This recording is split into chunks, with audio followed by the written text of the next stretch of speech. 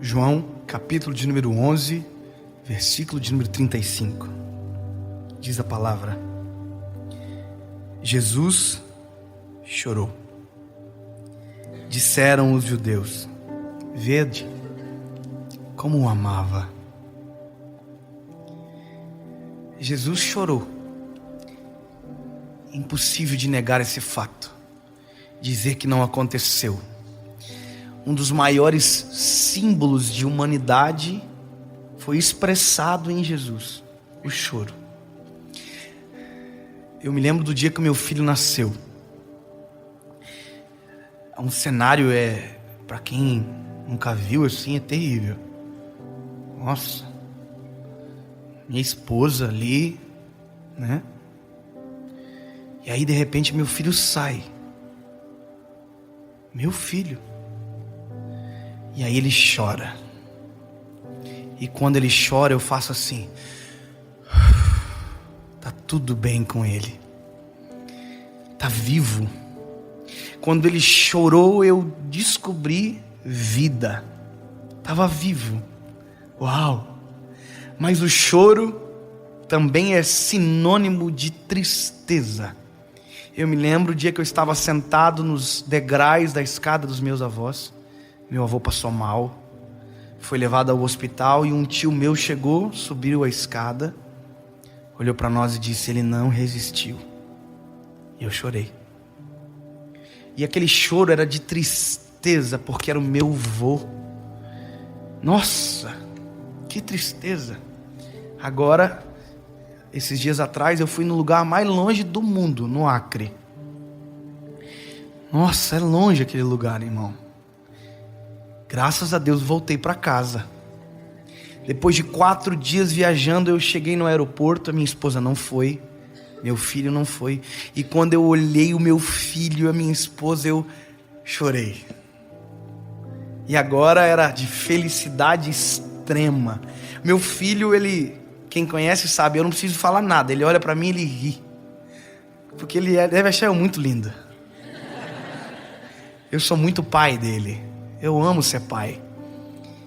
E quando ele faz alguma coisa, às vezes eu tenho que olhar para o lado assim, chorar. Porque eu amo demais. O choro está associado a extremo de sentimento. Está associado ao amor em excesso, a tristeza em excesso, a alegria em excesso. Tudo que é excesso, o choro aparece. O choro também é sinônimo de impotência, fraqueza. E aí eu tentei enquadrar Jesus num sentimento nosso. Por que Jesus chorou? Entender. Aí eu começo lendo a história. Jesus era amigo de Lázaro. Lázaro morreu.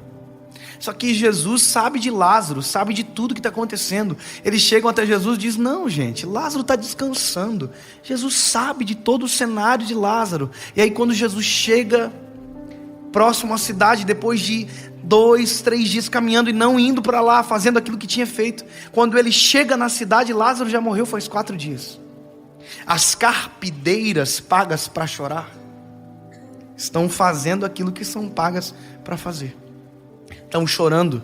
Marta e Maria, irmãs de Lázaro e também amigas de Jesus, estão seguindo o padrão da lógica, estão chorando. Todo mundo está chorando e Jesus chega naquele cenário, mas Jesus não chega até onde Lázaro está e nem aonde a casa de Lázaro, Maria e Marta estão. Jesus está no caminho e a notícia que Jesus chegou chega antes de Jesus. Então quando se sabe que Jesus chegou, Marta sai correndo e chega até Jesus e diz: mestre, se o Senhor tivesse chego antes, o meu irmão não teria morrido.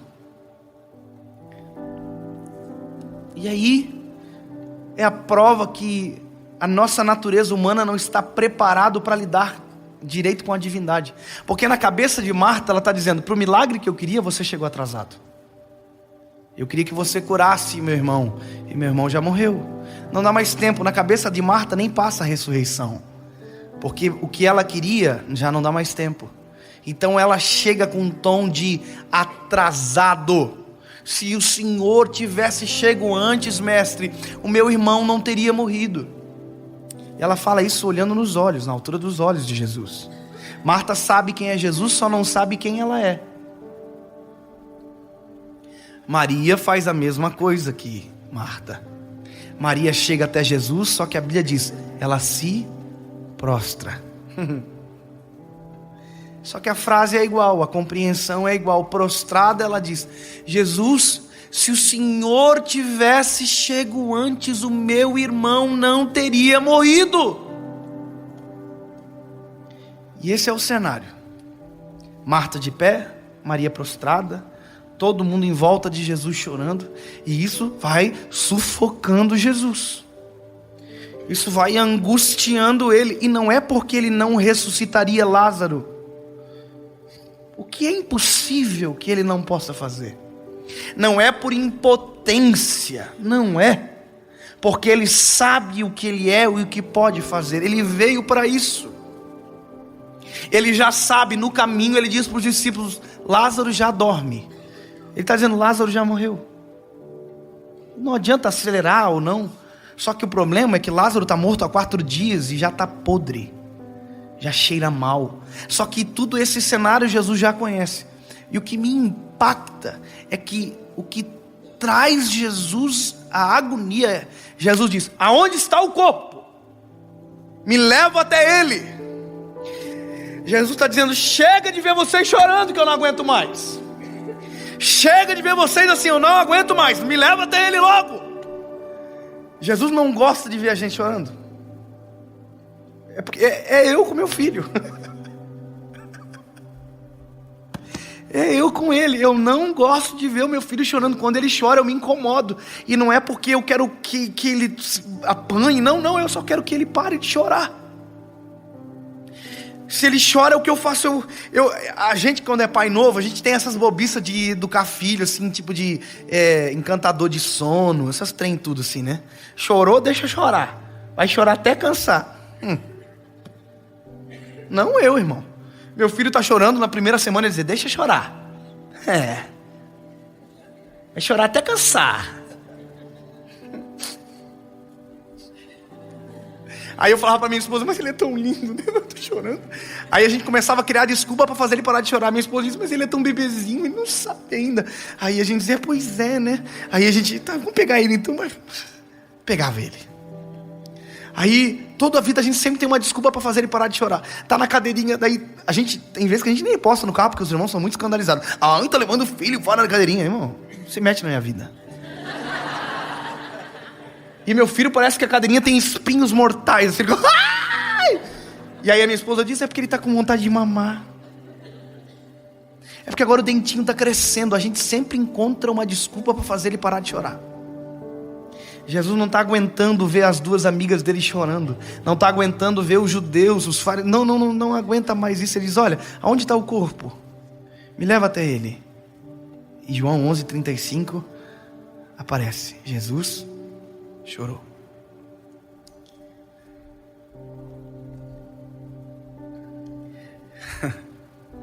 Jesus começa a chorar.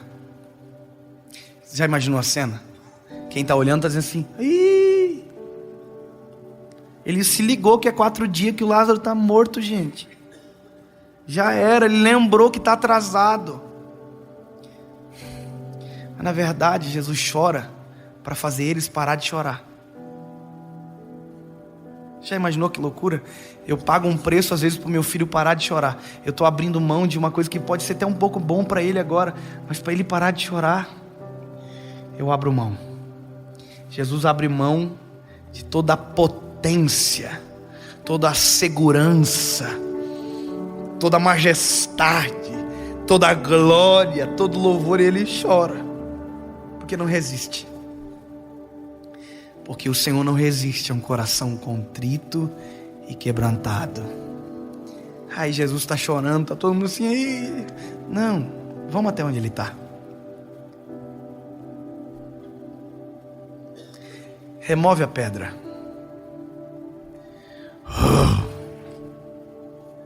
Lázaro,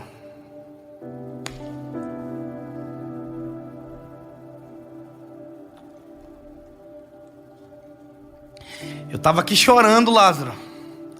Eu não aguento mais chorar. Vem para fora.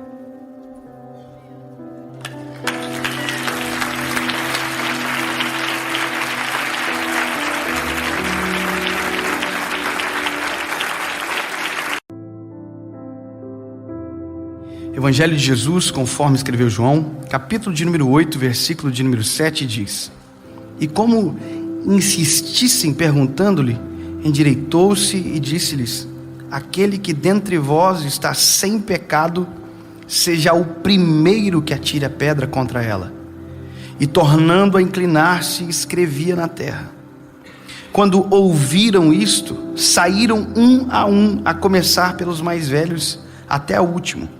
Ficou só Jesus e a mulher que estava no meio. Essa versão minha é uma Almeida corrigida.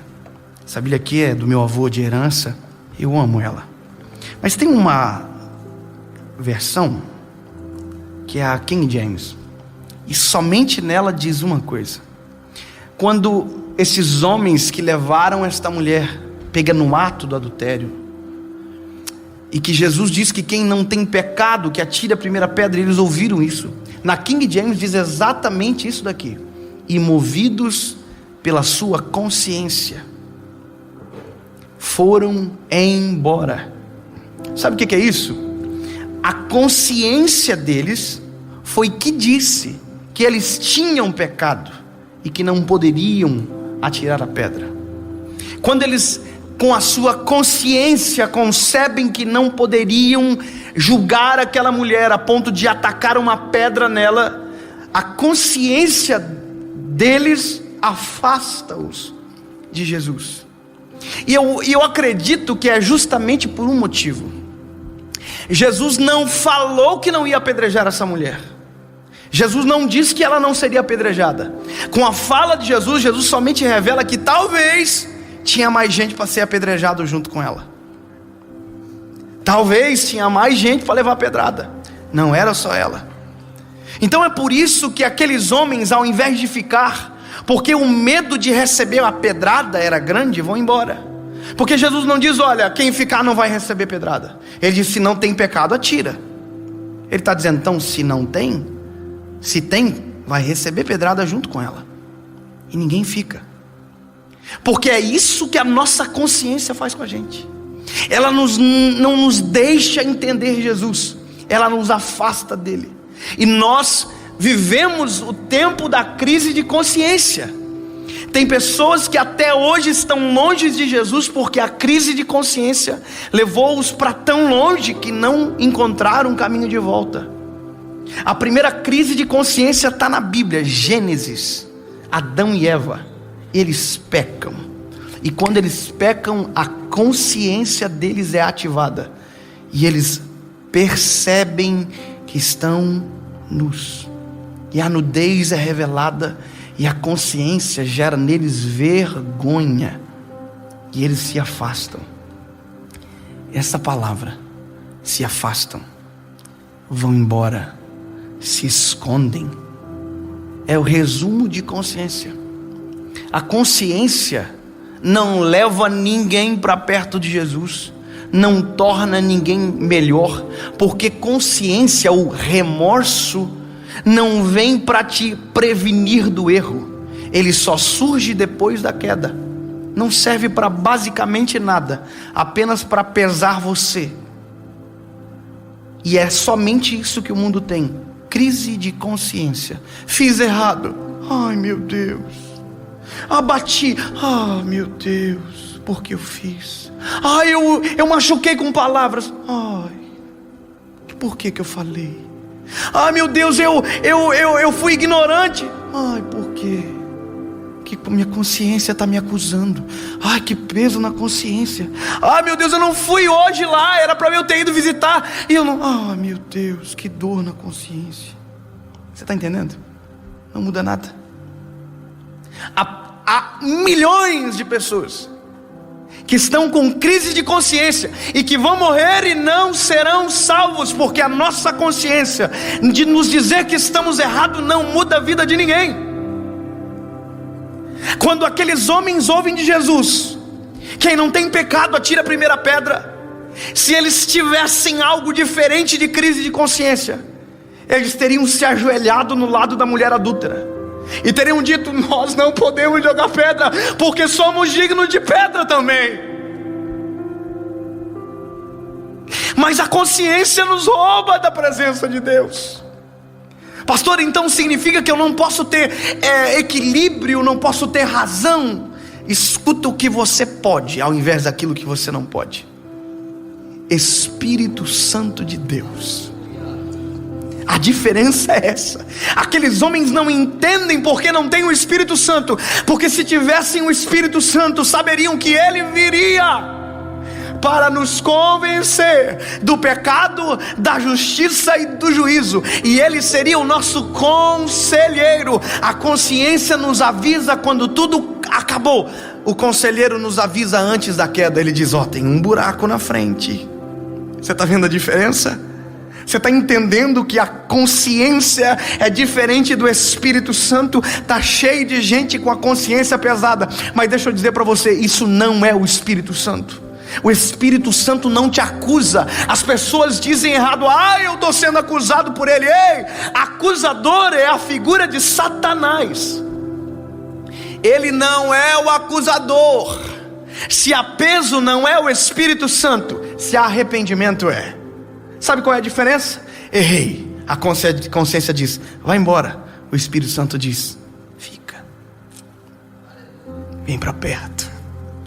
Se você cair, a consciência diz: vai embora da igreja, para de orar, desvia, chega. O Espírito Santo diz: volta para a igreja, se esconde em oração, corre para a presença de Jesus, que a sombra do Calvário vai te esconder, e o sangue que foi vertido no madeiro vai te perdoar. A figura do Espírito Santo é diferente da consciência. Nós somos dotados de consciência, mas ausentes do Espírito Santo, isso não vale de nada. Saber que errou não muda nada. Saber o que fazer com o erro muda. Você caiu, o Espírito Santo diz: te levanta, mas vou te ensinar uma coisa: pede perdão. Consciência nunca vai dizer, mandar você fazer isso. O Espírito Santo vai. Consciência vai dizer: vai embora da igreja. O Espírito Santo vai dizer: não, você precisa de comunhão porque está machucado. A tua consciência diz: você não serve mais. O Espírito Santo vai dizer: a árvore cortada ao cheiro das águas brotará e não cessarão dos seus renovos. Satanás vai dizer: você é um lixo. O Espírito Santo vai te lembrar: porque fostes comprados por alto preço. Satanás vai dizer: você não serve. Ele vai te lembrar: você é escolhido.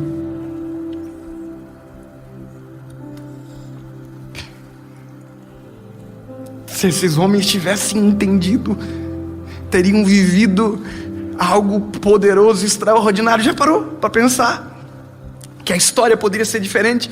A adúltera está sozinha no meio da multidão. De repente, a multidão está junto com ela. Jesus ia olhar para eles e para ela, e ia dizer aquilo que nós sabemos que ele falou.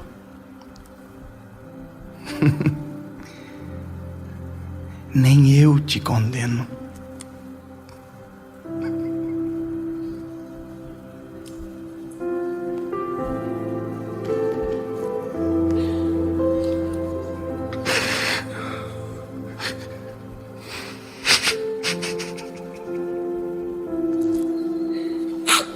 Sabe o que é isso? É Cristo entendendo o tempo dele.